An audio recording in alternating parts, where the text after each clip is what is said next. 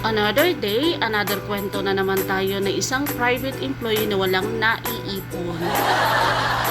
Good day everyone! Ayan, ang aga po nagising natin ngayong araw.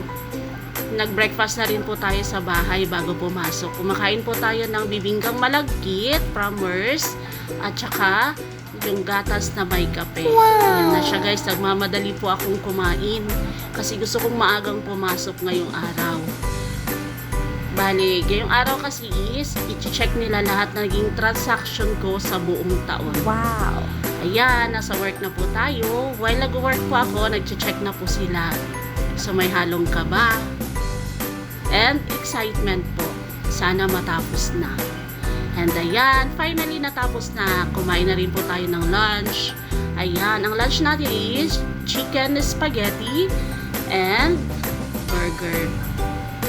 So, nag-decide po ako na palitan yan. Ayan na siya guys. Oh, spicy po yan. Masarap yan. Pero pinalitan ko po yung aking spaghetti. Pinalitan ko ng rice kasi no rice ako kaninang umaga. So, ayan. Gutom na po tayo sa oras na yan. Satisfied naman ang naging result natin ngayong araw. After a long day of work, nakauwi na rin po kami mag-asawa. Ayan, nag-decide po kaming mag-ehersisyo. Nice! Then, ang husband ko is naglaro ng basketball, guys.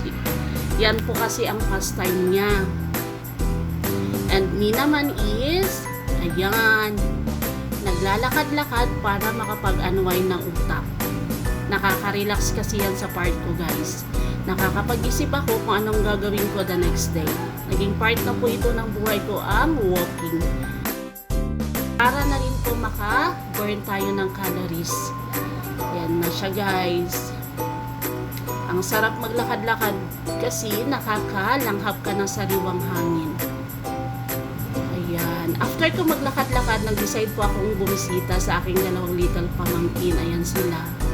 Nakipag-banding po ako a little bit of time para maging masaya. Kasi alam nyo ba na yan si Margaret is parang matandang bunganga niya. Yun naman yung isa ang kulit.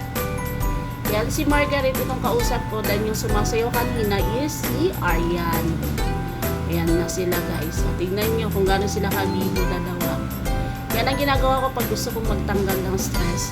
Kinakausap ko itong dalawang to kasi masyado silang madaldal at saka napakabibo. Ayan. Kwentuhan dito, kwentuhan doon kahit wala namang katuturan. Ayan na siya guys. So, ala. After nyan, bumalik na po ako sa aking asawang naglalaro pa rin ng basketball. Pagkatapos niyang maglaro ng basketball, umuwi na rin po kami. Ayan na. Then, ang dinner natin is, nagluto siya ng pansit sabaw at pinakrisping tinapay. Wow! Yan lang po ang ganap ng buhay na isang empleyado na walang naiipon. Bago tayo magpahinga, nag-edit at nag-check muna tayo ng full day na transaction natin. May mga other na income pa kasi tayong pinagkakaabalahan. Businesses ika nga. Charot. Ayan lang po ang ganap ng isang private employee na hindi nakakapag-ipon. Pero masaya pa rin. Bye everyone!